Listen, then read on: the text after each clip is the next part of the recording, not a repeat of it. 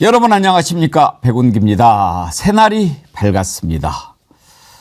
이 새날은 저절로 열린 것이 아닙니다. 우리 국민들이 활짝 연 것입니다.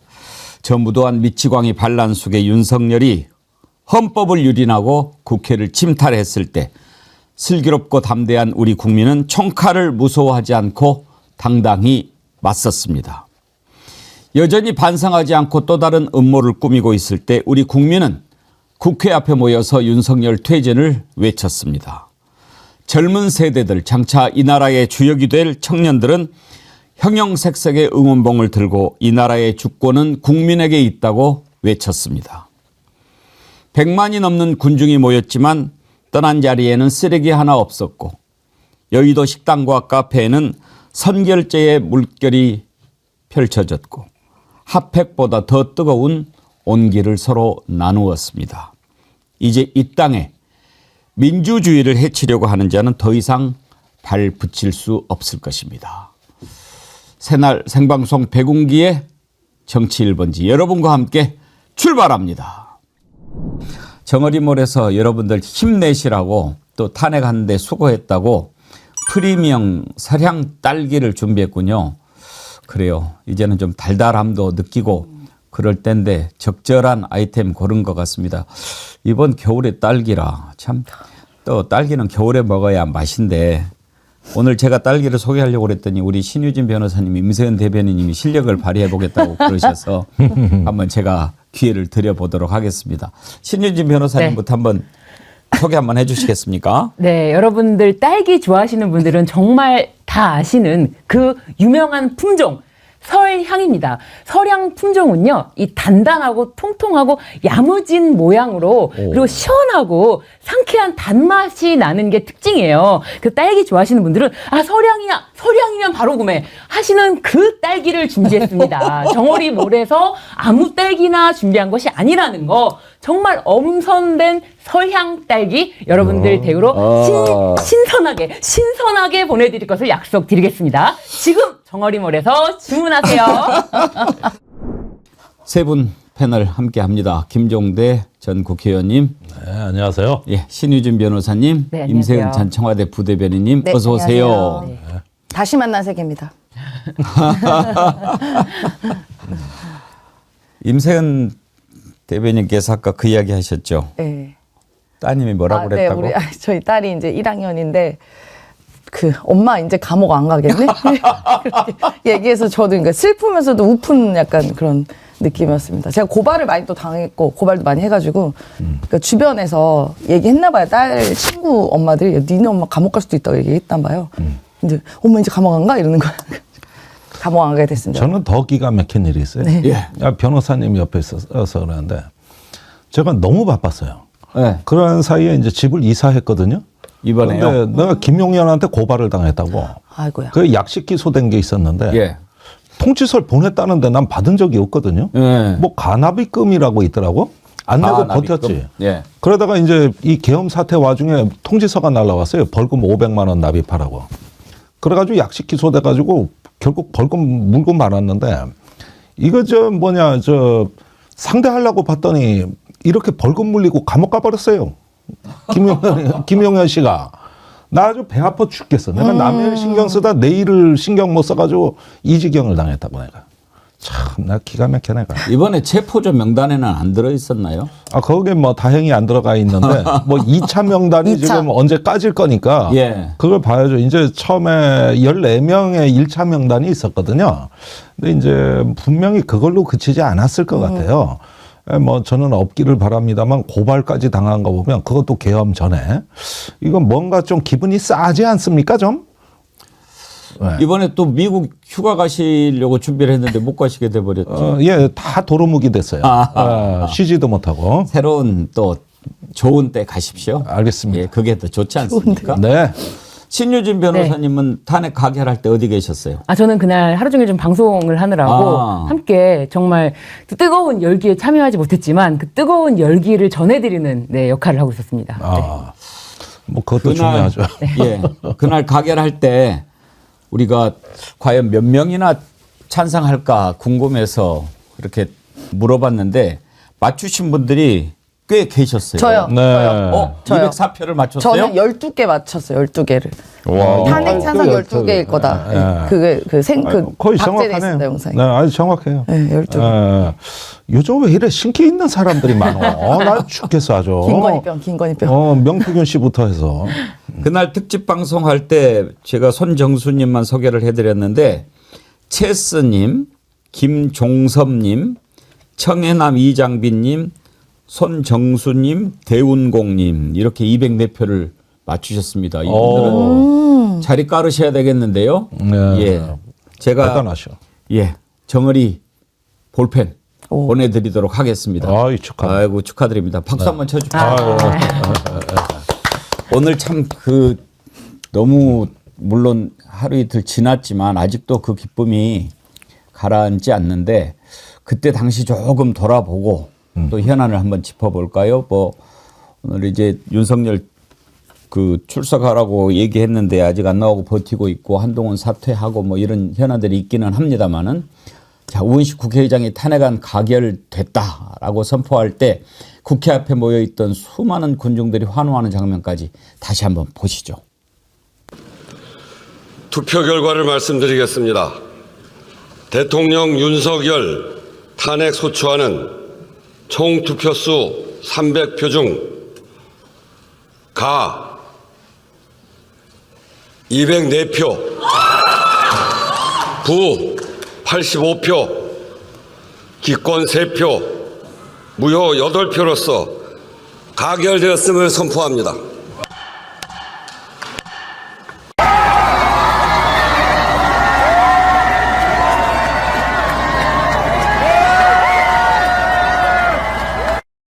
예. 아니 근데 김종대 의원님 네. 처음에 좀 놀랐어요. 아니 그러니까 박근혜 대통령 탄핵 표결 때 내 현장에 있었는데 그때 개표위원회는 최입의 의원이 막 알려주고 그랬거든요. 2, 3, 4 이랬다가 그래 234표더라고. 그러니까 우리는 이미 표정 관리하느라 엄청 힘들었는데 이번에는 엄숙하니까 아이고야 이거 뭐 잘못된 거 아니야? 왜 저렇게 분위기가 가라앉아 있어? 이러고 우원식 의장이 왜 저렇게 또 굼뜨게 발표를 하는지 아주 속 터져 죽는 줄 알았어요. 진짜 속 터져서 내가. 근데 지난번 탄핵 가결 안 됐을 때 표정이랑 달라요. 그때는 이게 굉장히 어두운데 약간 웃음 뒤에가 입꼬리 살짝 올라가요. 그래요? 그래서 그 표정 보고 저는 가다. 나같이 성질 급한 사람 그것도 네. 그럼에도 불구하고 저는 204표라는 숫자가 이제 우리 임세현 부대변인께서는 그 예측까지 하셨지만 저는 받아들이기가 쉽지 않았습니다. 최소한 220표, 최소한 220표라고 생각을 했고 추후에 밝혀진 무효표로 나온 가에 점 찍는 그리고 또 가부 이렇게 쓰고 또 기권 이렇게 쓴 사람들 그런 사람들 그렇게까지 용기가 없고 소심하고 결정을 못하는 사람 결정장애 아닙니까? 그런 사람들이 국회에 연직 수행할 수 있을지 의심스럽습니다, 진짜. 네. 특히 우원식 의장이 탄핵안 표결 이후에 했던 발언도 많은 국민들한테 좀 위안이 됐습니다.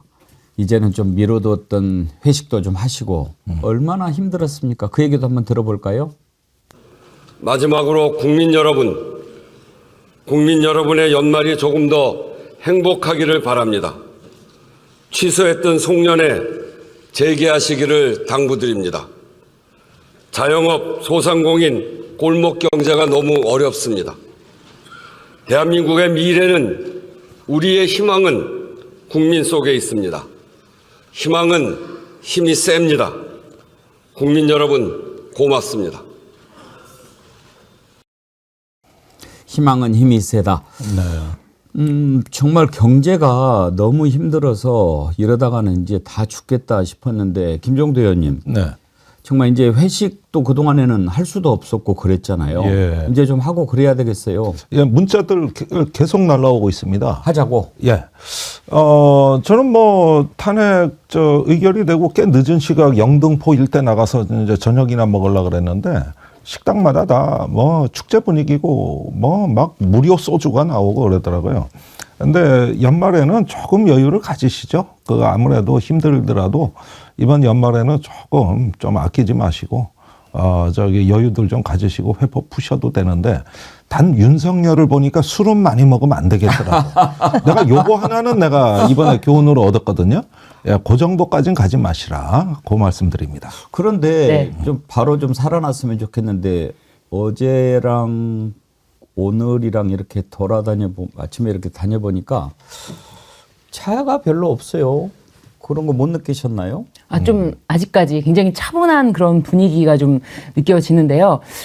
이게 한번 위축된 소비 심리라든지 그런 마음이 좀 활기를 찾으려면은 즉시는 좀 어려운 것 같아요. 그리고 아직 많은 국민들이 걱정하시는 부분이 아직 남아있는 만큼 지금 바로 뭐 다시 활기를 찾기는 어렵지만 서서히 전국이 안정되어 가면서 이제 더 활기를 찾을 수가 있을 것 같습니다. 네.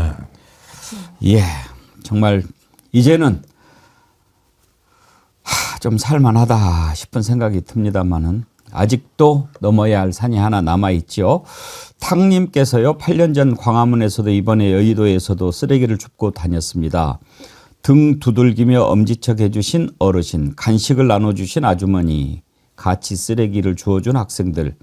제가 쓰레기를 줍고 다녔던 이유는 국회 안에 있는 인간 쓰레기들도 치워버리고 싶어서였습니다. 이건 저 혼자 쓰레기 줍고 다닌다고 될 일이 아닙니다. 많은 분들이, 많은 정어리원분들이 함께 해 주실 거라고 믿습니다. 예. 대단하셔. 정말 실망했어요. 그렇게까지밖에 안 나왔다는 사실이. 김종대 의원님은 어떻게 분석하셨나요? 아니, 물론이죠. 그러는데, 일단은 국민의힘이 거의 폐악질에 가까운 자해소동이 있었습니다. 1대1로 탄핵 찬성을 찍을 것 같은 의원들을 달라붙어가지고 온갖 협박, 압박, 이런 것들에다 살해 위협까지 받았다. 이런 정도로 해가지고 완전히 인간을 그냥 뭉개놔 버렸어요. 그리고 끝나고도 지금 색출한다고 난리예요.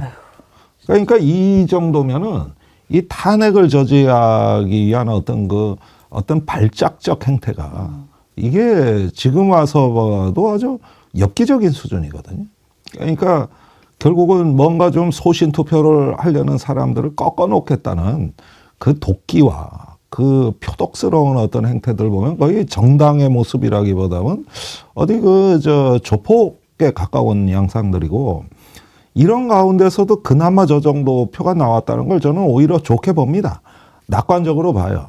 그래서 지금 벌써부터 나 반대 찍었다고 의심받는 의원들 커밍아웃하고 난립니다, 지금. 그게 오늘 국민의힘 모습이에요. 어쩌다가 저렇게 됐을까?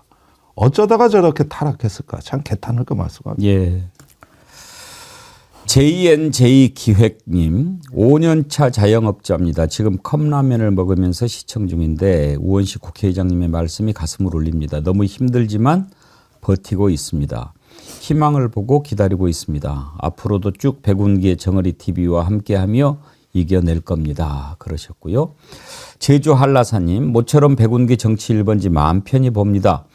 그동안 가슴에 큰 돌덩이를 안고 살았는데 3년 묵은 돌덩어리를 털어냈습니다. 이채양 명주부터 시작해서 탄핵에 앞장선 정치 1번지 사랑합니다. 까딱했으면 백운기 앵커님 보지 못할 뻔했습니다. 이향님, 안녕하세요. 미친 사람들이 나라를 흔들어도 오늘이 또 열렸습니다. 감사합니다. 하늘은 언제나 진실의 편이란 걸 이번에 절실히 느꼈습니다. 여의도에서 힘찬 목소리 내주신 여러분, 늘 함께의 힘을 담아 불안하고 두려울 때마다 함께할 수 있는 방송을 열어주신 앵커님, 정어리TV 방송 관계자들, 정어리원님들 또 감사합니다. 진실의 민주주의 꼭 찾을 겁니다. 그러셨는데, 이항님께서는 공황장애로 상당히 고생을 많이 하셨던 분인데, 아이고, 저런. 예, 또 이렇게 희망 섞인 글을 주시니까 이번 기회에 공황장애도 다 나으시고 정말 새 힘을 가지고 시작했으면 좋겠습니다. 네. 네. 또 잔치가 2부에서 준비가 돼 있으니까 우리가 기뻐하는 잔치는 이 정도 할까요? 오늘 2부에서는 탄핵이 답이다 노래 불렀던 가수 백자님 모시고 또 이렇게 흥겨운 날은 잔치해야 되지 않겠습니까? 그래서 가수 백자님 모시고 우리가 흥겹게 잔치하는 시간 갖도록 하겠습니다.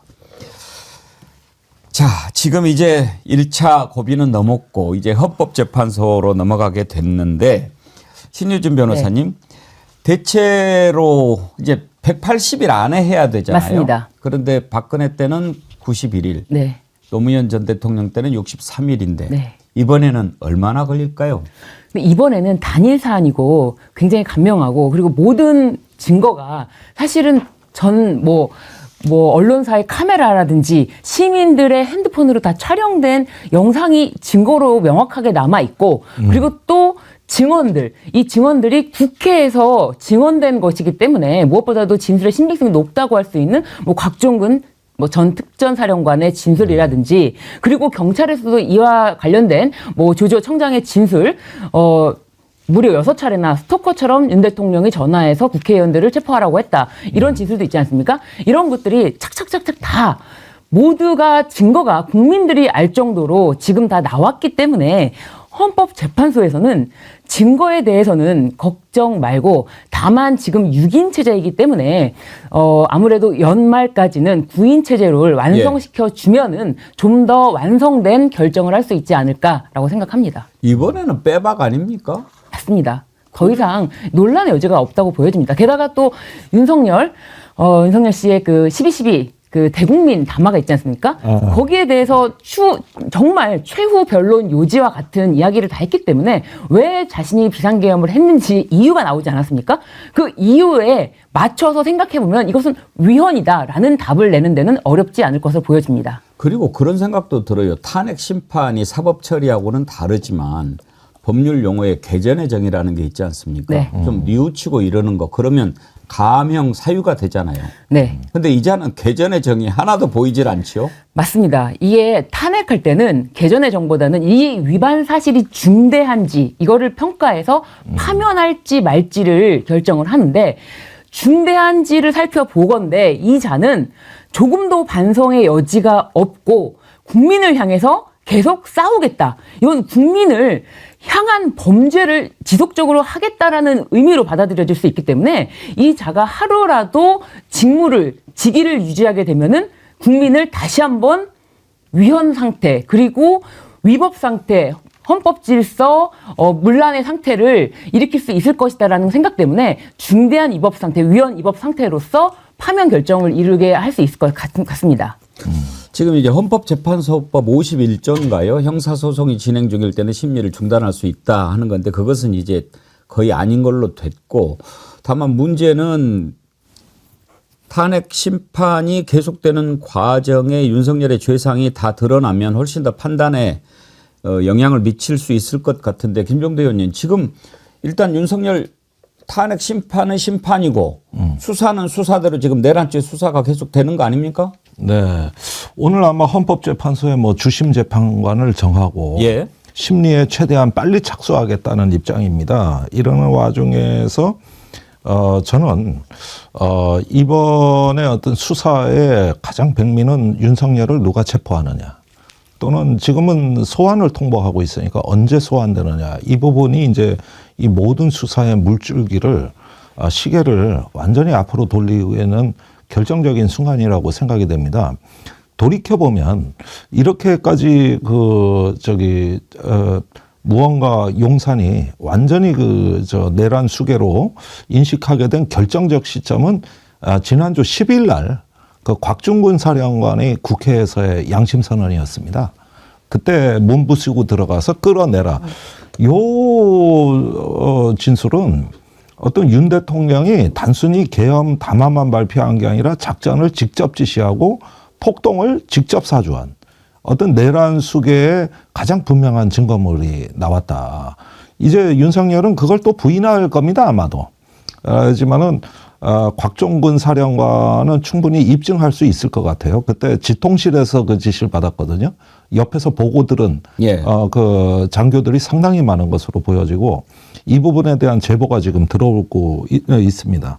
그래서 이 부분이 단순히 뭐 경찰청장 홍장원 국정원 1차장한테 누구누구 체포 명단을 불러줬던 것보다도 현장에서 폭통을 직접 바로 들어가서 부시고 들어가서 끌어내 이런 어떤 그 지시는 이전에 나왔던 모든 진술보다도 훨씬 더 그 분명하고 요거 한마디만으로도 딱 하나만으로도 형량을 10년 이상 올릴 수 있는 예, 아주 그 용산에 치명타가 나왔다. 그래서 이틀 후에 대통령이 부랴부랴 담화를 발표한 겁니다. 12일 날. 이제 사정이 급해진 거거든요. 예. 그래가지고 부랴부랴 담화를 발표하면서 국회에 적대와 증오의 말들을 쏟아냈지만 한편으로는 정교하게 자신이 폭당의 고의성과 목적성은 없었다. 또 이런 방어 장치를 갖다 정교하게 만들어가지고 내놨는데 이미 때가 늦었다. 그때는 이미 엎질러진 물이고 이제 양심 선언이 나오고 있었던 때이기 때문에 이제 윤석열은 출구가 없다. 예. 저는 그런 점에서 남은 거는 시간 문제지 얼마나 경찰이 빨리 수사하느냐. 그리고 헌법재판소에 부지런히 이렇게 여러 가지 수사 결과를 대주느냐. 요런 것들이 이제 헌법재판소의 판결에도 신속성을 또 중대성을 또 입증하는데 도움이 될 거라고 봅니다. 일단 윤석열 얼굴을 곧 볼 수는 있을 겁니다. 이제 검찰이 이제 체포하기로 했으니까 그거 체포하면서 얼굴 볼 수도 있고 최소한도 헌법재판소에 나와서는 증언을 해야 됩니다. 그러니까 볼 수 있을 텐데 김종대 의원님한테 이제 사실 궁금한 게 좀 몇 가지가 있어요. 이번 사건과 관련해서 여쭤볼 게 몇 가지 있는데 우리 임세은 대변인 말씀 하나 듣고 좀 여쭤보도록 하죠. 임세은 대변인께서 생각하시기에 윤석열이 네. 그 첫 번째 탄핵 표결하기 전에 나와서 짧게 그때는 1분 50초. 1분 50초 했잖아요. 네. 그런데 또 두 번째 표결할 때는 또 29분 또 떠들었어요. 뭐 때문에 이렇게 왔다 갔다 했을 것 같습니까? 그러니까 제가 늘상 그러니까 2년 반 넘는 시간 동안 윤석열은 정상적인 사고로 생각하면 안 된다고 늘상 얘기를 드렸잖아요. 그래서 드리는 게 이 사람은 극우 유튜브에 너무나 심취되어 있어요. 그대로 똑같이 합니다. 1분 50초 때 담아도 마찬가지고 29분도 그랬고 지난번에 얼마 전에 했었던 아침에 느닷없이 뭐 중국 간첩 얘기하고 막 이랬던 것도 극우 유튜버의 그런 말과 굉장히 비슷해요. 그래서 이자는 그냥 우리가 설마 이렇게 했겠지 이런 의도지 그냥 그럼 아예 쌍무시해야 됩니다. 저는 그 날짜부터가 이상한 게 12월 3일 10시 반에 했잖아요.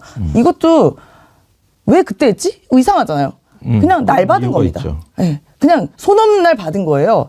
그러니까 저는 그렇게 판단하고 그러니까 이자는 상식의 수준을 생각하면 절대로 안 됩니다. 그래서 지금 이 오락가락한 것도 어떠한 그 비상식의 영역 혹은 뭐 주술의 영역에 의존해서 한 발언이다. 저는 그렇게 판단합니다.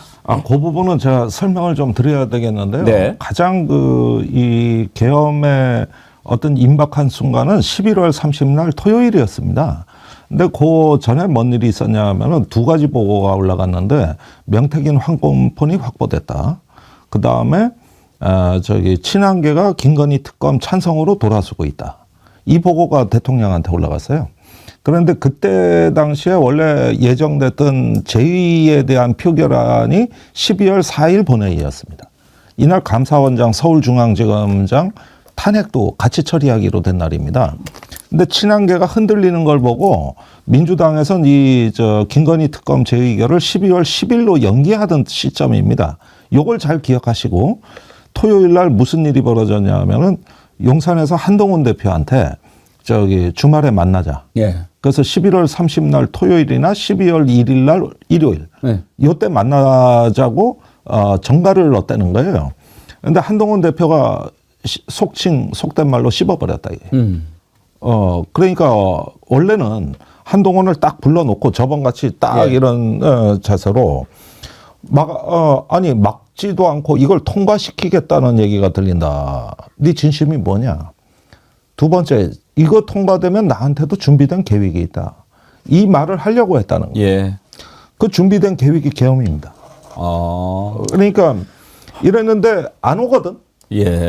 이렇게 되니까 이제 그 12월 1일경 이때는 이제 한동훈이 완전히 돌아선 걸로 판단을 했다는 거고 4일 날이 이제 본회의 예산도 그날 의결하기로 한 날이에요. 그러니까 굉장히 중요한 날이거든. 그런데 훗날 이렇게 민주당이 예산을 감액한 걸 의결했다. 감사원장 서울지검장을 탄핵했다. 김건희 특검법을 재의결한다. 이것이 다 이제 겹치게 되니까 주말을 한동훈한테 바람 맞고 나서 이제는 브레이크가 다 고장이 나버렸다.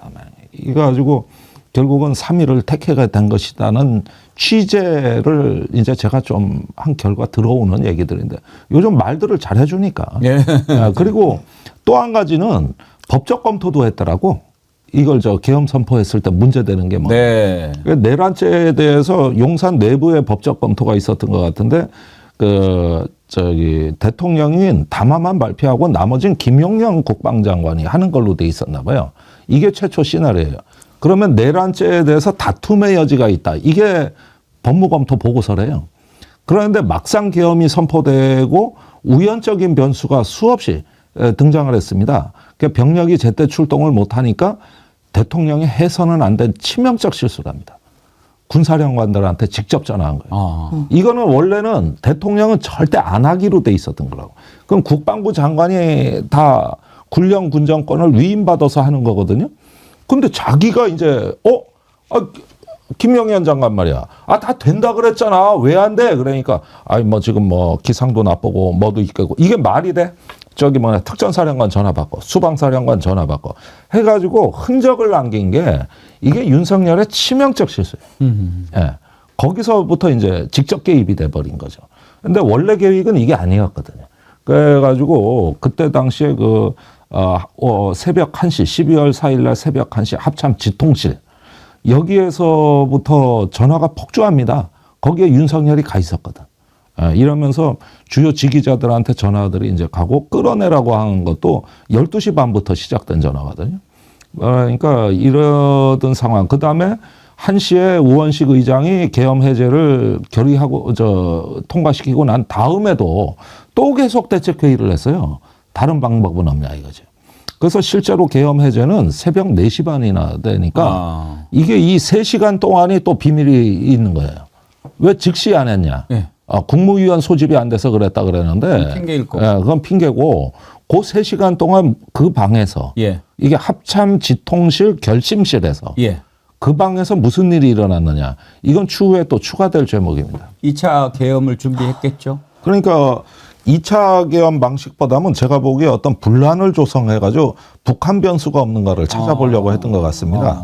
그래서 그걸 통해 가지고 안보 비상사태 이걸 좀 노릴 수 있는 여지를 찾았던 것 같고 그런데 요즘 북한이 너무 조용하니까 예. 이마저도 실패했던 것 같아요. 이번 계엄 와중에 국민들 가장 놀라게 했던 것이 김어준 씨가 폭로했던 한동훈 사살건 아닙니까? 예. 김병주 최고위원도 가능성이 있다라고 본다 이런 얘기를 했는데요. 한번 들어보시죠. 지금 사실 또 미국 쪽에서 많은 정보들이 좀 흘러나오고 있거든요. 예. 지난번에 서먼 의원도 공작 뭐 이런 거 얘기했지 않습니까? 북한 도발이 아니라 우리가 자체 북한이 도발한 걸 그런 걸 사항을 연출을 해서 할 수 있는 거에 대한 얘기를 했었는데 아마 미국은 대통령실을 지금도 다 도청하고 있으리라고 봅니다. 그래서 이런 것들이 서먼 의원에 의해서도 나오지 않았나 하기 때문에 이것은 사실은 밝히기가 대단히 지기가 쉽지는 않을 겁니다. 왜냐하면 미국이 그런 걸 정확히 밝히면 본인들이 도청했다는 거를 인정하게 되잖아요. 그래서 조금 그렇군요. 흘러나오는 것 같고요. 계속 알겠습니다. 제가 체크하고 있는 중에 있습니다. 예. 바로 저 부분인데 김종대 의원님 이제 브래드 셔먼이죠. 브래드 셔먼. 브래드 셔먼이 저 비슷한 이제 억지로 도발을 했다고 해도 뭐 다 밝혔을 것이다라고 하는 부분인데 문제는 브래드 셔먼이 과연 정보가 믿을 만한가 그리고 믿을 만한 정보를 입수할 수 있는 위치에 있는가 하는 게 제일 중요한 기준이 되지 않겠습니까? 네. 김 의원님은 어떻게 판단하십니까? 예, 이 부분은 참 썰들이 많은데 그래서 제가 긴급히 좀 취재를 해봤습니다. 주말에 계속 미국에 전화를 해봤는데 우선 브래드 셔먼 의원은 미 하원 외교위원회 아태 소위 위원장을 올해까지 했던 분이에요. 예. 그래서 이 동아시아 또 한국 정치에 대해서는 24년간 본인이 담당해왔던 분이라는 걸 일단 전제로 하겠어요. 그리고 정보 접근권에 대해서 한번 살펴보겠습니다. 미국의 통상 이제 소위원회 위원장급이면은 정부와 정보를 공유하는 접근권이 있습니다. 그래서 이번에 브래드 셔먼 의원의 경우를 살펴보니까 보좌진 중에 국무부에서 파견 나온 상근 보좌관들이 있더라고요. 이 사람들이 그 에이전트 역할을 하죠. 그래가지고 지금 셔먼 의원이 접근이 가능한 건 미 국무부 정보라고 할 수가 있고, 그다음에 김병주 의원은 도감청 얘기를 하는데 사실은 휴민트일 가능성이 더 높아 보입니다. 저번에 우리가 작년 4월에 미국의 기밀 문서가 공개돼가지고 도감청 논란이 있었죠. 그런데 훗날 용산은 도감청은 아니고 휴민트였다. 이래가지고 김태효 1차장의 의심을 많이 받고 있어요. 그런데 여기 한국에서 진행되는 어떤 대통령실 내부 동향에 대해 가지고 밀정이 있을 수가 있습니다. 저번에도 그런 방식으로 했거든요. 그래가지고 우크라이나 포탄 지원 문제 이런 것들 막 기밀을 빼줬지 않습니까? 그런데 지금 김태효 1차장의 행적이 전혀 확인이 안 되고 있습니다. 아마도 통화 기록 조회를 해볼 필요가 있고, 두 번째는 미국 대사관에서 한국의 안보실 외교부 계속 전화를 돌렸다는 거 아닙니까? 그게 이제 대사가 직접 나서서 전화를 했는데 아무도 안 받더라는 거예요. 근데 아무도 안 받는 명단에 조태열 외교부 장관, 국정원장, 그 다음에 안보실장이 있는데 왜 1차장 얘기를 빼놓느냐는 거예요. 1차장은 통화가 된 거요, 안 된 거요. 그러니까 이럴 때는 옛날에 그 밀정들을 우리가 욕을 많이 했는데 이번에는 또 좋은 방향으로 또 볼 수 있어요. 이제 빼주길 잘한 거 아닙니까? 이런 부분들 의심해 볼 만하고, 제가 다시 한번 강조드리는데, 셔먼 의원의 말이 100% 사실이냐. 예컨대 한국군이 북한군으로 위장해서 스스로를 공격한 거냐에 대해서는 저는 아직은 유보하고 싶어요. 셔먼 의원은 그 가능성을 얘기한 거예요. 그런데 문제는 셔먼 의원의 정보 접근권은 아직도 시스템이 돼 있더라고요. 요건 제가 미국에 전화해서 한번 좀 더 취재를 한번 해 주십시오. 근데 신혜진 변호사님, 사실 용산으로 옮겼을 때 국민들이 가장 걱정했던 것 중에 하나가 도청 보안 문제 아니었습니까? 맞습니다. 아마 거기에서 다 새 나갔을 거예요. 맞습니다. 그래서 아마 이 도감청 위험 때문에 골프장에서 직접 만나서 도감청 위험이 없는 곳에서 이야기를 하지 않았을까. 그럴 수 있죠. 안전가옥에서도 회의를 하고 그랬던 것이 도감청 위험 때문에. 그러니까 골프 어떤 자들하고 쳤는지 빨리 밝혀야 됩니다. 그렇습니다. 그런 것 때문에 아무래도 미국으로부터 자유로운 곳에서, 도감청으로부터 자유로운 곳에서 이야기를 계속 나누지 않았을까. 그런 추측까지 할 수 있습니다. 예. 임세현 대변인, 그 김어준 씨가 국회에서 사살 얘기할 때 그 속기사 눈 확 떠지는 거 보셨죠? 네. 근데 너무나 믿기 힘든 놀라운 일이라서. 근데 임세현 대변인은 그 얘기 듣고 사실일까라고 생각이 드셨나요? 그러니까 때로는 음모론이다 이런 얘기가 있지만, 이게 이제 정상적인 정부라면 음모론이란 얘기를 하는 게 사실상 상식적이죠. 그런데 지금 이 정권은 정상적이 않은 일을 무단으로 계속 했기 때문에 저는 그것도 매우 신빙성이 있을 수도 있다라는 생각이 듭니다. 그러니까 제가 좀 얘기 드리고 싶은 게 하나가 있어요. 지금 헌재에 이제 아마 갈 텐데, 지금 윤석열이라는 이 자는 어떤 짓을 할지도 아직도 모릅니다. 아직 불씨가 남아 있어요. 우리가 당시, 아직 우리 앵커님 기억하시겠지만 12월 3일 이 시간에 국회의장에 땅땅땅 치기 직전까지 그 긴 시간 기억나시잖아요. 그때 저희가 얘기했던 거 기억나시죠? 왜 이렇게 땅땅땅 빨리 안 하냐? 빨리 해야지. 라고 했던 기억을 되돌아보면, 그게 이제 국회의장이 어떻게 보면은 티끌 하나 남기지 않아야 되겠다는 그러한 그 생각이 반영이 된 거잖아요. 그래서 전혀 이제 절차상 문제가 없게 하기 위함. 왜냐하면 윤석열이라는 이 극악무도한 자는 요만큼의 티끌 있으면 그걸로 시비 걸기 때문에 했던 그 현명한 판단이, 저희는 그 시간이 되게 고통스럽지만 그 매우 현명한 판단이었다고 생각하는데요. 지금 제가 불안한 게 뭐냐면 헌재의 불확실성입니다. 4월 18일까지도 두 분이 사퇴하세요. 4월 18일에. 그러면은 이걸 문제 삼을 거예요. 그리고 새로운 3명이 들어온 것에 대해서도 문제를 삼을 것 같다는 매우 불안한 예감이 듭니다. 왜냐하면은 지금 현재는 6명인데 왜 이 현 상태에서 재판하지 않고 3명이 추가로 들어왔으며 나중에 4월 18일 날 두 분이 나가시게 된다면 이거는 불완전하다, 완결 무결하지 않다는 걸 주장을 할 것 같아요. 그래서 이거에 대한 대비를 좀 철저히 해야 될 것 같다라는 생각이 듭니다. 왜냐? 이전 정상이 아니기 때문에. 예. 아니 그런데 우리가 조금 신중해야 될 부분은 뭐냐 하면은 일단 뭐 술 많이 마시고 주술에 중독돼 있고 비정상인 측면은 분명히 있습니다만은 이 계엄은 분명히 목적과 합리성을 갖고 치밀하게 준비된 매우 합리적 과정이라는 것입니다. 이게 비정상으로 우리가 이야기할수록 회심의 미소를 짓는 은폐된 세력들이 있어요. 이분들은 전문가들입니다. 그러니까 무슨 얘기냐 하면은 이거는 목적 없이 이루어지지 않아요. 다시 말해서 계엄을 했으면 그 다음은 어떤 뭐 통일 대통령 체제라든가 비상대권 또는 과도정부라는 권력의 설계도가 분명히 존재한다고. 이런 이런 설계도가 뭐냐 하는 부분을 우리가 지금 궁극적인 목적을 일단은 이해해야 되는 거고, 두 번째는 김용현 장관이 쿠데타 못해서 안달이 난 그럴 정도의 그 정신 이상자는 아닙니다. 저하고 무수히 많이 상대해 봤습니다만은 이자의 위험성은 오히려 굉장히 치밀하고 교활하다는 데 있는 것이지 그 망상가하기 때문에 위험하다는 게 아니고, 제가 방송에서 수없이 김용현에 대해서 공개한 뜻은 저자는 다 꿰뚫고 있다는 거예요. 이런 부분에다가 지금까지 군에서 30년 이상 근무한 사령관들이 작전 계획 없이 움직이는 사람들이 아닙니다.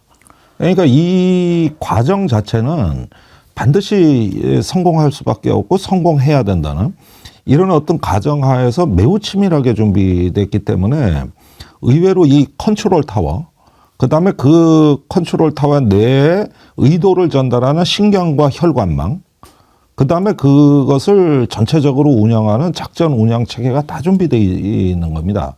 그리고 그걸 넘어서는 새로운 권력에 대한 모델까지 있는 거예요. 이것이 없이 내란이라고 했다면은 아무리 윤 대통령이 비정상이라 할지라도 이것은 의도된 실패라는 오히려 윤 대통령의 그 주장에 말려 들어갈 가능성이 높습니다. 이 윤 대통령은 나는 그냥 경비만 하러 가려고, 경고만 하려고 그랬다. 그러니까 이게 바로 술 먹고 하는 그 도박이자 즉흥적인 행동인데 그걸로 이해해 달라는 게 사실은 윤석열의 의도예요. 그러면 김 의원님 말씀은 윤석열이 내란 수계에 해당하지만 실제로 브레인 역할을 하고 이랬던 것은 다 김용현일 가능성이 크다. 아니죠. 김용현 위에가 지금 대통령 담화문을 쓰고 각 부처에 그 지침을 문서로 주고 굉장히 할 일이 많습니다. 포고문도 점검하고 이걸 윤 대통령이 혼자 다 할 수가 없는데 용산에 컨트롤 타워가 있다. 거기에 그 참여한 인력들이 있는데 이게 전혀 안 밝혀져 있다. 한 명도 안 밝혀졌어요. 단 한 명도. 그다음에 김용현은 뭐냐 하면은 계엄은 군정을 선포하는 겁니다. 그 군정을 준비하는 거예요. 이게 국방장관 책임입니다. 그 군정을 하기 위한 계엄 체계와 그 실행 전략을 짜는 게 김용현이고, 그 밑에 비밀 지휘소들이 있어요. 그게 이제 방첩사하고 제가 보기엔 합참 차장을 매개로 한 그 작전 운영 본부거든요. 요게 이 계엄 사태의 소프트웨어입니다. 그리고 특전사 수방산 하드웨어예요. 거기는 눈에 보았어요, 우리가. 그런데 이건 눈에 보이지 않는 세계, 즉 소프트웨어, 신경과 혈관망이거든요. 이거는 그대로 지금 은폐되어 있는 거예요. 가장 의심을 하는 쪽은 그러면 김 의원님 지금 누가 합참의장 정진팔입니까? 정진팔 합참 차장이 운영 체계를 담당하고 그다음에 여인영 밤척사령관은 이 사람들은 이제 정무, 기획 이쪽을 담당한 것이죠. 그러니까 체포자 명단을 짜고 포고령을 선포하고 법률 조언을 하고 이런 식의. 그러니까 한쪽은 정무 수석이고 한쪽은 작전 참모예요. 이건 기능이 다릅니다. 그래서 이렇게 서포트를 받아야 김용현은 이 실행이 가능하지. 그 많은 일들이 막 폭주하는 업무가 쏟아지고 연락 통신도 확보해야지, 보안도 지켜야지, 그다음에 어느 부대가 투입되느냐 이 시계열 이거를 갖다가 전투 서열이라 그러거든요, 군사용어로. 이런 부분들이 다 정해져야 되고, 그다음에 저 작전의 프로들은 작전 계획 없이 안 움직입니다. 이런 부분들까지 사전에 이제 준비가 됐다는 가정하에서 이 계엄을 이해해야 되는 거거든요. 이 가정은 대단히 합리적이라는 거예요. 그거를 절차를 이해해야 되는 거예요. 그런데 이 부분이 어쩌다가 나온 이게 돌발 사태로 이해하게 되면은 그자들은 회심의 미소를 짓는 거야, 이게. 그런 일은 없었다는 거죠. 그러면은 지금 또 가장 일단 수사를 하면서 우리 국민들이 놀랄 일이 많이 있을 것 같은데요. 네. 김 의원님 보시기에 정보사의 역할은 어떻습니까? 지금 정보사가 과연 어디까지 개입돼 있을까? 우리는 HID 투입만 이렇게 봤는데 갑자기 정보사령관을 긴급 체포하지 않았습니까? 가장 뭔가가 드러나서 긴급 체포를 했을 건데 지금 그 부분과 관련해서는 혐의 사실이나 이런 게 정확히 안 알려져 있거든요. 그게 가장 충격적인 일이 주말에 일어났습니다. 예. 일단은 그 관련 사실 중에 가장 중요한 거는 HID 북파 공작대입니다. 옛날에는 군대 내에서는 돼지부대라고 불렸죠. 예. 이 HID는 냉전 시기에 90년대까지 17,000명을 북한에 북파했는데 그 중에 7,000명이 전사했습니다. 예. 그러니까 그 숨겨진 어마어마한 존재죠. 여기는 요인 암살이나 테러가 주 목적인 부대거든요. 그런데 이 HID 부대에 30명이 그중에 20명은 이제 비탈한 예비역이고 10명은 현역인데 판교에 30명이 대기하고 있었어요.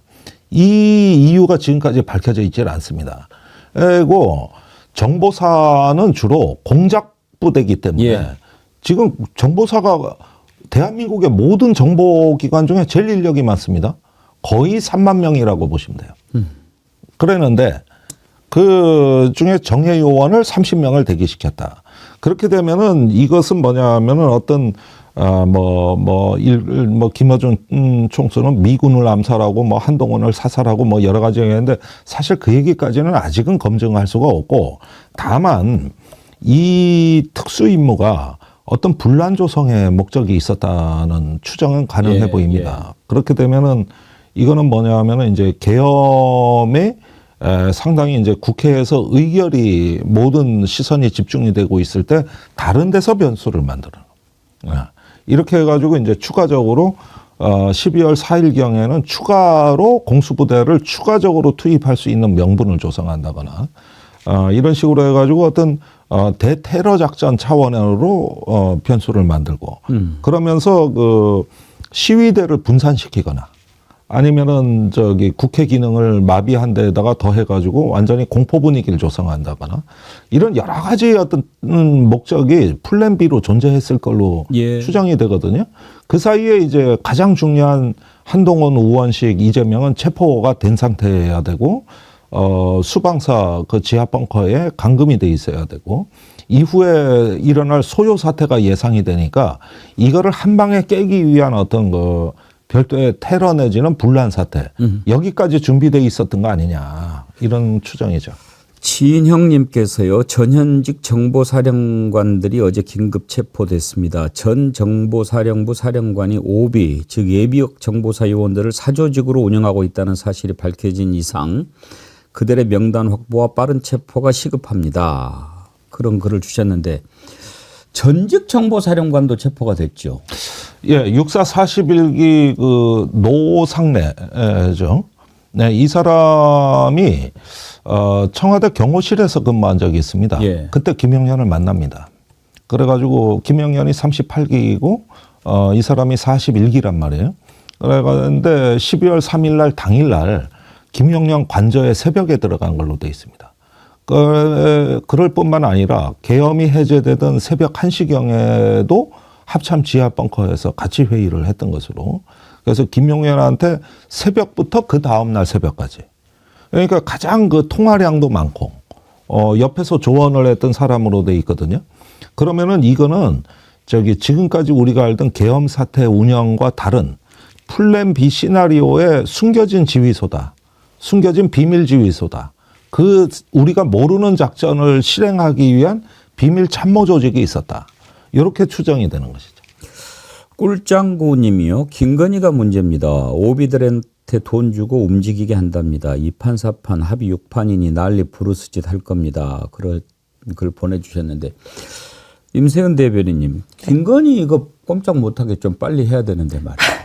근데 지금도 김건희 씨에 관련된 뭐 얘기가 이러저런 얘기 나오는데 그 되게 신기했던 것이 아직도 여전히 전화를 돌리고 있다라는 거 아니겠습니까? 예.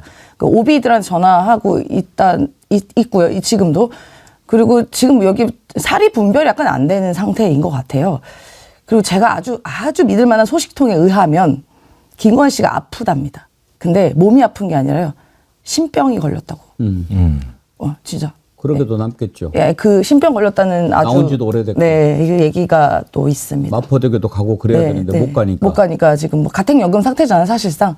근데 만약에 오비한테 전화하고 이런 사실이 확인이 된다면 내란 가담죄 아닙니까? 가담죄죠. 그리고 이미 김건희 씨 관련된 여러 의혹과 비리들은 차고 넘치기 때문에 일단 윤석열이 체포되고 뭔가 조치가 취해지면 바로 김건희 씨에 대한 수사가 이어질 거라고 저는 생각합니다. 뭐 제가 고발한 것만 몇 건 되니까요. 그러니까 그것만 김건희도 수사하면 빨리 돼요. 예. 조치를 해야 되는데 한 몸 아닙니까? 오히려 지금 그 위에 있을 것 같은데 하늘님 내란 반란 속에 윤석열을 당장 구속 수감해야 합니다. 지금도 무슨 일을 저지르고도 남을 인간입니다. 그리고 이번 반란에 김건희도 관계가 있었을 거고 지금 이 시간에도 또 무슨 작당을 하고 있을지 불안감을 떨칠 수 없습니다.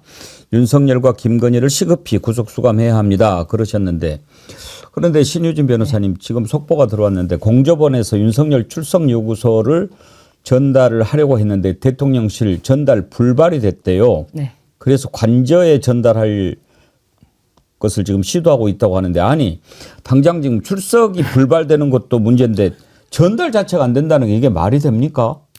그러니까 이제 검찰에서는 이미 출석 요구서를 전달을 했고 우편으로도 전달을 했고 그런 사실에 대해서 출석 불응에 대해서도 밝히지 않았습니까? 그러니까 이제 부랴부랴 공조본에서도 출석 요구서를 보내보는 것인데 지금 신병 확보가 가장 무엇보다도 중요한 이 시점에 누가 먼저 신병을 확보하느냐. 그런데 이걸 경쟁적으로 하고 있잖아요. 그런데 출석 불응 사실로는 체포 영장이 바로 나올 수가 있거든요. 그렇기 때문에 어쨌든 이 전달 자체가 안 된다 하더라도 출석 불응 자체를 계속 쌓고 있다. 그렇기 때문에 체포 영장은 쉽게 더 나올 수가 있을 것이다. 사실 국민들이 바라는 건 긴급 체포고 기습적으로 가서 신병을 확보해 와라. 그게 검찰한테 절대로 뺏기면 안 된다. 이런 생각으로 국민들은 하고 있는데 공조본이 어떻게 보면은 그것을 짊어지고 갈 힘이 아직은 좀 약한 게 아닌가. 그래서 공조본을 지금 잘해라라고 비판도 할 수 있지만 예. 조금은 우리가 좀 더 힘을 실어줘야 될 예. 때가 아닌가 싶습니다. 일단 검찰을 빨리 좀 손을 떼게 해야 될 것 같은데요. 네, 맞습니다. 사실 김용현이 제일 처음 찾아간 곳이 따뜻한 품, 검찰의 품으로 자발적으로 가지 않았습니까? 그래 따뜻한. 그런데 김용현이 돌연 더 이상 검찰 조사에 응하지 않겠다고 출석을 안 하고 조사실에 가지 않겠다고 하는 거를 검찰이 조사실로 강제 인치를 해서 앉혔다고 합니다. 김용현은 지금 검찰이 이런 상태가 내란이라면서 조사를 받지 않겠다라는 입장을 보여주고 있는데 이거는 제가 봤을 때는 윤석열 씨와 궤를 좀 같이 하는 게 아닌가. 윤석열 씨는 절대 검찰은 자신을 수사하지 못할 것이고 자신은 공조본엔 절대로 협조하지 않을 것이고 경호처가 끝까지 자신의 신병을 지켜줄 것이라고 굳게 믿고 있고 무엇보다 탄핵이 결국에는 파면 결정까지 이어지지 않을 것이라고 굳게 믿고 있거든요. 지금 현재도 절대 자신이 파면당하지 않을 것이라고 믿고 김건희 씨와 함께 여러 경로로 이 전국을 헤쳐나갈 지금 공리를 모색하고 있을 거거든요. 그렇기 때문에 김용현도 검찰에서 같이 지금 조금이라도 진술을 추가적으로 하지 않는 것이 답이다. 이런 생각으로 하고 있는 것 같습니다. 김 의원님은 어떻게 보세요? 저는 막 일부 언론에서 검찰이 돌아섰다. 그럴 때 윤석열 허리가 팍 꺾였다. 이제는 검찰도 벼르고 있다. 막 이런 기사를 쓰는 걸 보면 불안해요. 아니 그러니까 이 부분에 대해서 정말 양론이 팽팽한데 예. 예컨대 이문정 검사 같은 경우는 예. 검찰은 돌아섰다. 예. 이제 윤석열이란 먹잇감을 사냥할 거다. 예. 이렇게 얘기하고 그 외에도 법조주로 출입 기자들이 그런 얘기를 해요. 제가 각 신문사에서 이렇게 얘기하면 법조 경험이 있는 기자들이 이제 검사나 검사장급들하고 통화해서 다 그런 얘기를 합니다. 그런데 한편으로는 반론이 있습니다. 그러니까 지금 검사들은 그 본성이 변하지 않는다. 이러면서 다시 어떤 검찰공화국을 이걸 연명하려는 수작이지 결코 진정성이 없다. 이렇게 해서 두 갈래로 지금 의견이 갈라지고 있거든요. 이 부분이 우리의 판단을 어렵게 만드는 부분이에요. 그런데 일단 검찰 특수본이 지금 활발하게 하고 있는 건 맞습니다. 이걸 부인할 수는 없어요. 다만 제가 보기에는 한 가지 검찰에서 짚고 넘어가 이 부분을 판단할 수 있는 근거가 계엄이 선포되는 날 대검찰청에서 대책회의 열렸죠. 그게 정군 지휘관 회의하고 비슷한 시각에 열렸거든요. 거기서 무슨 얘기를 했는가를 봐야 돼요. 그러니까 그 시각에 제가 보기에 대검찰청 대책회의는 계엄을 뒷받침하기 위한 회의일 가능성이 아주 높습니다. 그리고 대검찰청의 계엄 실무 편람이 있어요. 이걸 가지고 거꾸로 지금 우리가 열심히 수사하겠다고 특수본이 생기고 이러지만은 그 전에 첫날 행태를 잘 보면은 왜 저렇게 빨리 대책회의를 하냐는 거예요. 그러니까 대검의 간부들이 무슨 얘기했을까? 네. 아마도 제 생각에는 계엄 해제를 고려한 대책회의가 아니에요. 이 부분을 보면은 검찰 내에도 부역자가 있을 수가 있는 건데 지금 특수본에 참여한 사람하고 그때 대검 대책회의에 참여했던 사람들 명단은 대조해 봐야 될 거 아닙니까? 최소한. 이런 작업들이 전혀 안 이루어지고 있다는 거예요. 검찰이 원래 그런 자들이기 때문에 이번에 돌아섰을 가능성이 있다고 봅니다만 그래도 임세현 대변인님 믿을 수가 있어야죠. 그러니까 저도 불안해요. 그러니까 김용현이 그 새벽에 자진해서 출두했던 것 자체로도 따뜻한 품으로. 그 말씀하신 것처럼 따뜻한 품과 친정 같은 곳 아니겠습니까? 윤석열에게는 친정이기도 하죠. 그것도 불안하고 사실상 이게 법적으로도 수사할 수 있는 권한이 없잖아요. 근데 이상하게 무슨 다른 종목으로 종목하면 좀 웃기죠. 그러니까 그래서 업무방해 이런 식으로 해가지고 내란을 수사를 하겠다는 것도 매우 불안한 요소 중에 하나입니다. 특히나 검찰총장 출신인 윤석열이기 때문에 그 사람들이 어디까지 얼마나 순수하게 수사를 할 수 있을지도 관건이라고 보여지는데요. 근데 물론 그런 오명을 씻기 위해서라도 더 열심히 할 수는 있을 수도 있어요. 오히려. 왜냐하면 이 검찰이라는 조직이 항상 바람 앞에 먼저 납작 엎드렸던 조직이기 때문에 그 다음 힘 있는 사람이 어딘가에 대해서 줄 설 수 있는 것도 있지만 그동안 있었던 여러 가지 검찰에 있었던 그 불합리한 행위들 그리고 윤석열이라는 검찰총장 출신이기 때문에 갖고 있는 장점들 때문에 불안합니다. 그래서 빨리 경찰에서 신변 확보를 우선시해야 될 것 같아요. 만약에 지금이라도 검찰이 모든 수사력을 총동원해가지고 윤석열, 김건희 딱 체포해서 데리고 가면 그때는 봐서 좀 믿을까 합니다만은. 그러니까 그동안 보십시오. 김건희 씨한테 가서 핸드폰 뺏기면서까지 수사를 당했던 사람들 아닙니까? 근데 뭘 믿을 수 있겠어요. 저 국민적인 의심은 쉽게 지어지지 않을 것 같습니다. 아니면은 검찰총장이 지금이라도 국민 앞에 석고대죄하고 제대로 바로 서겠습니다. 반성하고 한다면 좀 믿어줄 수는 있을까요? 그런데 그럼에도 불구하고 검찰에는 내란죄 수사권이 없습니다. 그렇기 때문에 직권 남용을 타고 가서 내란죄를 수사하겠다고 하는 건데 저는 이 부분이 검찰이 직접 신병을 확보하는 것 자체가 일단 신병을 확보하면 그거를 다시 공조본에게 넘기는 과정은 굉장히 지난해질 것이거든요. 예. 그렇기 때문에 검찰은 내란 수사를 목적으로 한다 하더라도 이 사건에서는 손을 떼야 되고 오히려 국회에서 내란 특검을 새롭게 임명해서 뿌리는 것이 맞다. 그 전까지는 공조 보내서 이 수사를 담당하는 것이 맞다라고 저는 생각합니다. 그러면 우리 좌고우면하지 말고 검찰 손 떼게 하는 걸로 정리할까요? 네. 예. 검찰에는 이문정 검사, 현직 검사 한 명 빼고는 정말 믿을 사람이 없습니까? 믿고 싶지도 않고요. 네, 믿었다가 또 어떤 사단이 날 수도 있기 때문에 절대 믿지 않겠습니다. 그렇게 하는 걸로. 네. 예. 그러니까 이런 명언이 있잖아요. 믿을 수 있는 건 죽은 검사밖에 없다. 죽은 검사? 죽은 검사 말고 믿을 수 있는 게 없다. 이런 얘기도 있습니다. 네. 예. 쑥이님께서요. 김종대 교수님 오시는 날이면 약속 다 취소하고 앉아 있습니다. 항상 응원합니다 하셨고요. 감사합니다. 쑥이님이 오늘 김종대 교수님 오셔서 신났나 봐요. 슈퍼챗을 또 보내시면서 김종대 교수님 말씀은 진리 귀에 쑥 들어옵니다. 최고십니다. 감사합니다. 혹시 따님 이름이 쑥이님 아니죠? 아, 그건 아닌데. 예. 보수형님 TV님 다시 한번 말하지만 소중한 패널분들 나와라 나오지 마라 하실 거면 음소거를 하든지 패널분들 그냥 놀러고 뭐 누가 또 그랬어요? 보수형님 TV님이 군기반장해 주셨습니다. 집권 동안 전 국민이 다 미우는 담화 이제 듣기 싫다. 지금 슈퍼챗 보내주신 분들 소개하고 있습니다. 와리스와 깜지님, 제가 어렸을 적 뉴스에서 봤던 아저씨를 이렇게 어른이 돼서 유튜브로 보니 너무 좋아요. 그것도 그 아저씨가 제가 생각하는 우리 팬이었다는 게요. 위대한 국민과 함께 늘 응원합니다. 그 아저씨가 접니까? 그런 것 같네요. 네, 그런 것 같은데요. 와리스와 깜지님. 해피우니님 안심할 때 아니라고 봅니다. 정광훈이 이끄는 태극기 부대 지금부터 탄핵 무효 집회를 헌재 앞에서 한다고 합니다. 그거 좋은 지적이에요. 정광훈이 참 탕님 8년 전 광화문에서도 이건 제가 아까 읽어드렸고 김상택님 슈퍼챗 보내주신 거 감사합니다. 또 취합해서 소개해드리도록 하겠습니다. 헌재 앞으로 이제 집회 장소로 옮겼다고 하던데요, 임세현 대변인님. 제가 그 제안을 했었습니다. 어. 그래도 네, 이제는 저 여의도의 인원의 물결들이 헌재로 가야 된다. 헌재로 가야 네, 된다. 헌재로 가야 된다.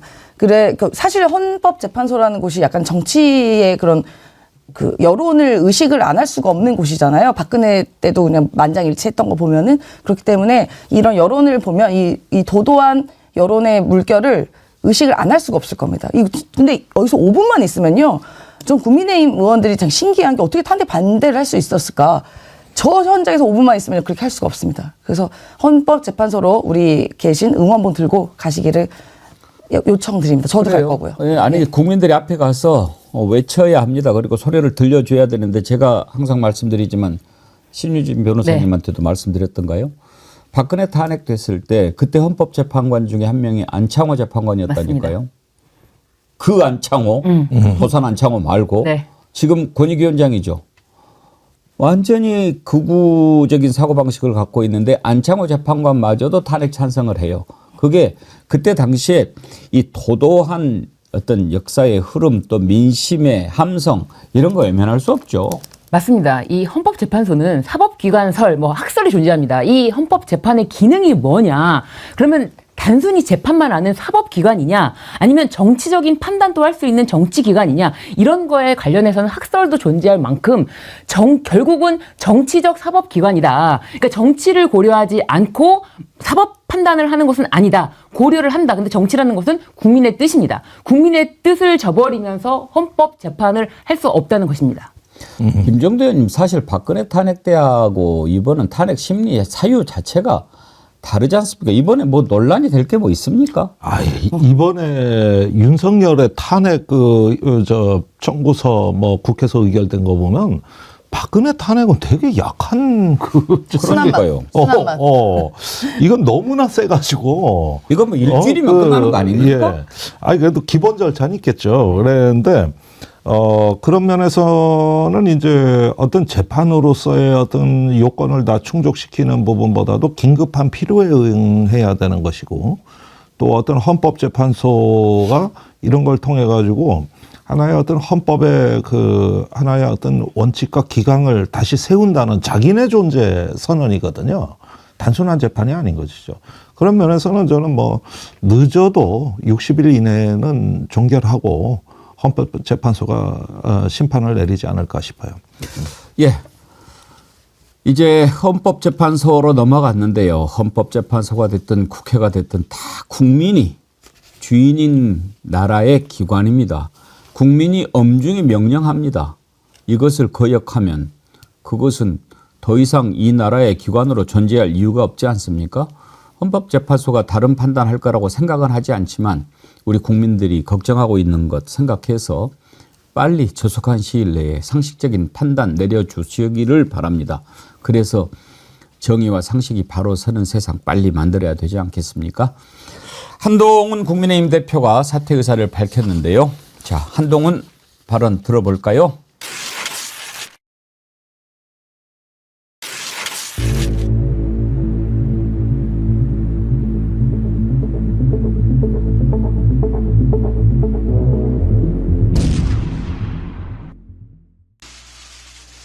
최고위원들의 사퇴로 최고위가 붕괴되어 더 이상 당 대표로서의 정상적인 임무 수행이 불가능해졌습니다. 이번 비상계엄 사태로 고통받으시는 모든 국민들께 진심으로 죄송합니다.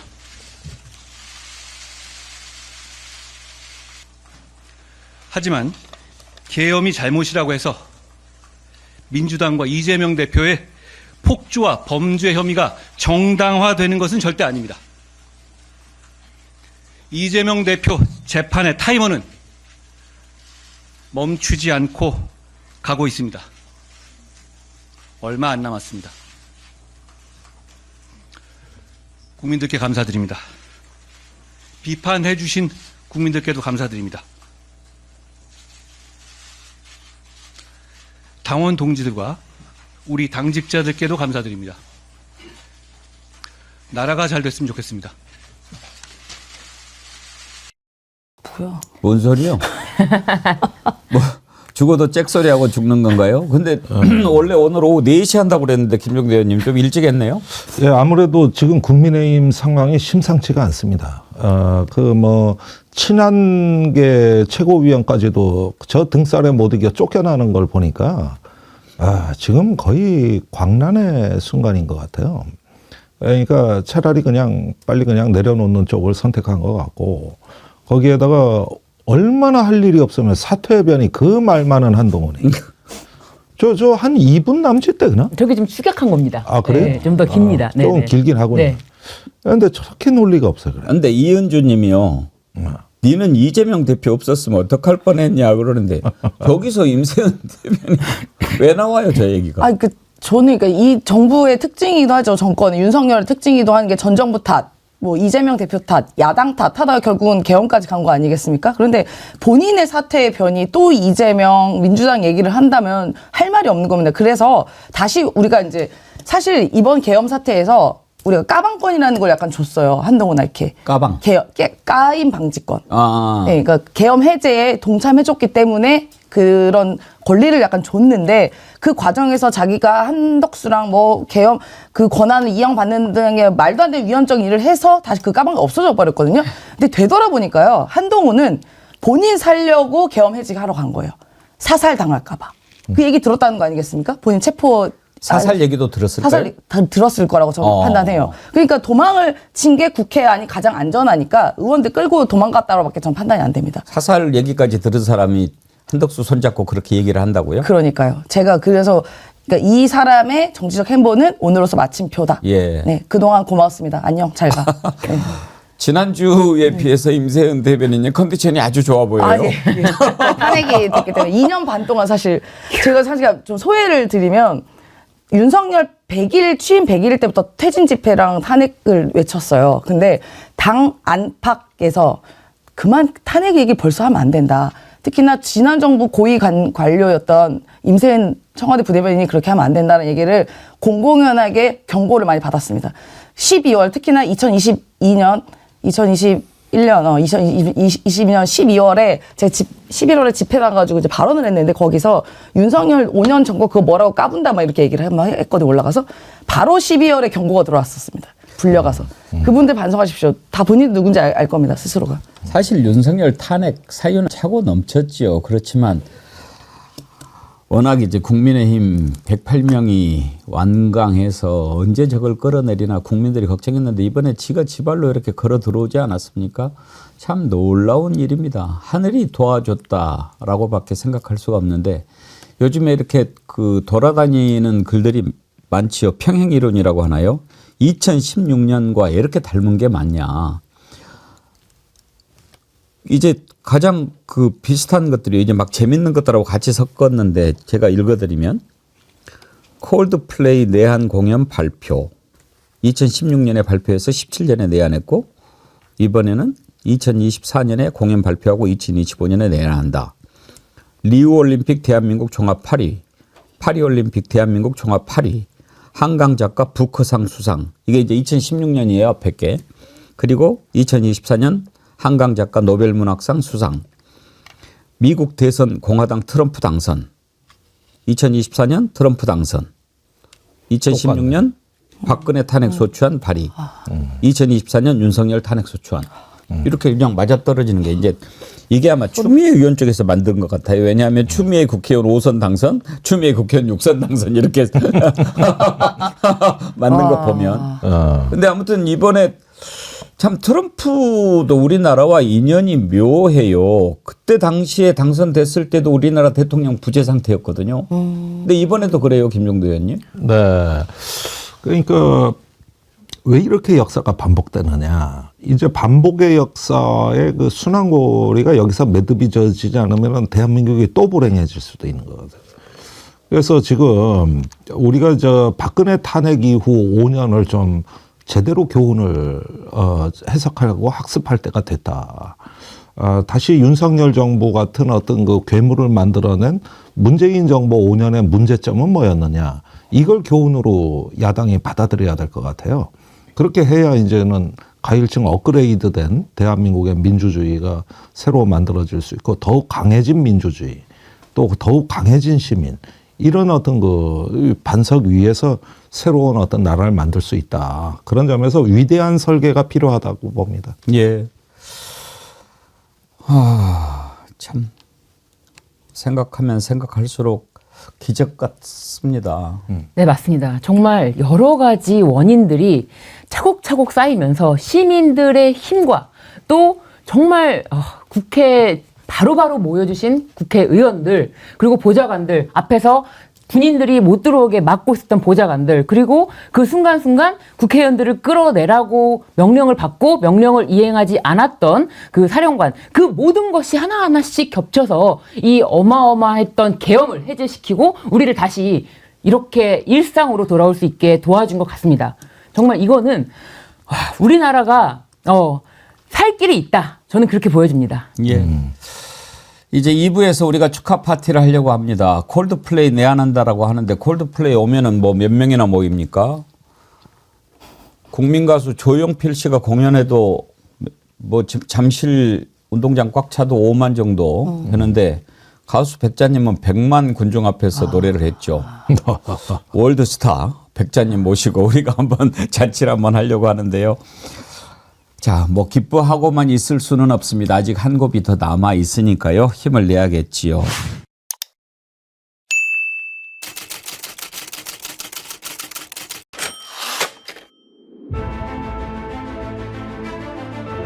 비상계엄을 선포합니다. 국민 여러분께서 힘을 보태 주십시오. 지금 국회로 와 주십시오. 대통령 윤석열 탄핵 소추안은 가결되었음을 선포합니다.